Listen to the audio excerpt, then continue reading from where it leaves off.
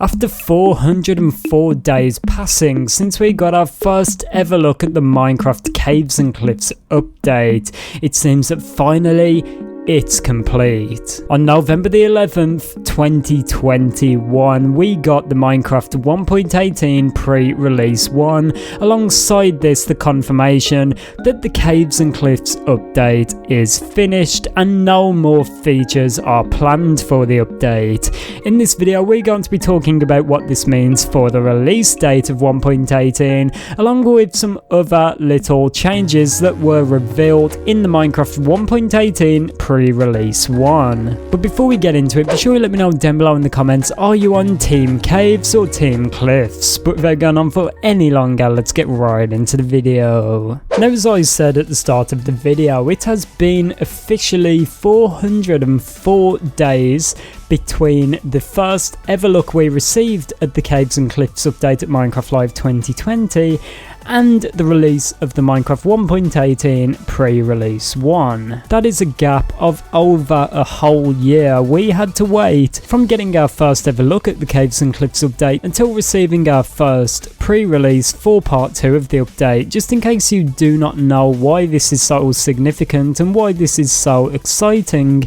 let me just explain what a pre-release is. Unlike a normal snapshot, it's not limited to being released in a Wednesday. We'll talk about that again in a moment, but this is more than just a snapshot. It is an indicator that the update itself is at a point that Mojang are happy with, where they think it is complete and where they've got no more big features to add. Of course, in the past there's been changes to this rule and there's been exceptions, but usually when we receive our first pre-release, that is a very good sign that the update is close to being released. In fact, in the changelog itself for 1.18 pre-release 1, it was said in a quote that from now on you should mostly see bugs being fixed. This does indicate that the team plans to add no more features to the update, and from now on it is going to be exclusively bug fixes. Obviously, in this pre-release itself, Mojang fixed a bunch of issues with like the world edge mainly and people being able to glitch out of the world border. Mojang fixed a bunch of issues with that, but obviously there's going to be more things pop up before the release of this update, so Mojang need this time now to work on them, and obviously they've run out of features to add, so this is a very good sign. The fact that we're now receiving pre-releases is a very good indicator that the Caves and Cliffs update part 2 is basically complete, and now it's just a waiting game until Mojang have caught up with all the bugs until the update is released. Speaking of that, let's now move on to the release date and what this could mean for the release schedule and release window of the Caves and Cliffs update part 2, aka Minecraft 1.18. Now, it was said in the changelog again, in addition to that, pre-releases don't follow the regular snapshot cadence of releasing on Wednesdays, so keep an eye out. In a previous video, I was actually incorrect by pointing out that if we were to receive for example 5 pre-releases, that could add up to a total of 5 weeks. I did not actually point out that Mojang usually, and it's quite likely, that Mojang could release multiple snapshots in the same week. With this information, we can now basically cut the release time in half. Previously, I predicted if we were to receive, for example, 3 pre-releases and 3 release candidates, that would take about 6 weeks. If we cut that down straight in half and just assume that Mojang is going to pick up the pace and be very quick with these updates and bug fixes, I would say that pairing this with the information that Mojang confirmed that they plan to release this update in the holidays, we could really expect to see this sometime in early December at this rate, which is just great news. The fact that Mojang are no longer limited to releasing snapshots on a Wednesday because they've got no more big features to add and they're just working on bug fixes and ironing a few things out,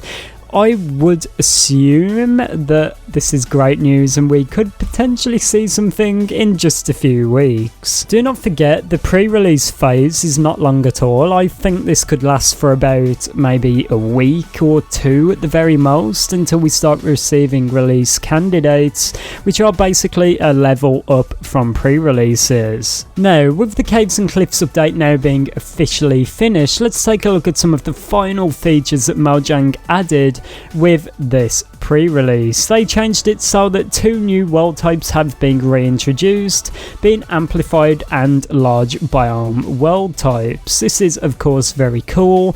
People love these world types, so it's awesome that they've been reintroduced and updated for the Caves and Cliffs update. Although there's also a downside to this. Caves and floating islands world types have been removed from the world creation screen. I know a lot of people may be disappointed by this. One thing I'm quite surprised by though is Mojang claim that this update is basically complete and they transition into the pre-release phase. But there's one very interesting terrain generation problem, and that is the caves. It was actually said down below in the changelog that hopefully the terrain above ground should transition, the mountains should transition, but there is one problem. Caves still may not fully blend from old world types to the updated new terrain generation. The official wording for this is your mileage may vary with how the caves blend. So what this basically means is that when you update your world, let's say you've explored a bunch of chunks in the surrounding area, but then you explore new chunks when the update releases and you start to find the Caves and Cliffs update terrain. What Mojang are basically saying is that the caves on the new terrain and the caves on the old terrain may not fully connect together perfectly, which is of course a bit of a problem, but nothing to worry about. It's just a little one of those things like this are going to happen with the sheer scale of this update and how huge it is and how much content is packed into it. I'm not really surprised that they could not manage to get every single cave to connect together perfectly, although it says your mileage may vary, so for some people it may be completely fine, but for some people there could be a few issues there. But yeah, I'm so excited to be making this video on the first ever Minecraft 1.18 pre-release. If you're new around here, be sure to subscribe to the channel and turn that notification bell on so that you get notified every single time I upload a new video. I'll be keeping you up to date with all of the latest and greatest information within the Minecraft universe, so this is the perfect place to keep informed. But yeah, I just want to say it one last time, the Minecraft Caves and Cliffs update is officially finished. Of course, there's still bug fixes to be implemented and potentially a few new adjustments to be made to the terrain, but apart from that, it is done. We are in the pre-releases officially. This is so exciting. Let me know your thoughts down below in the comments. Go play some Minecraft. Have an amazing day, and I'll see you all tomorrow. Goodbye.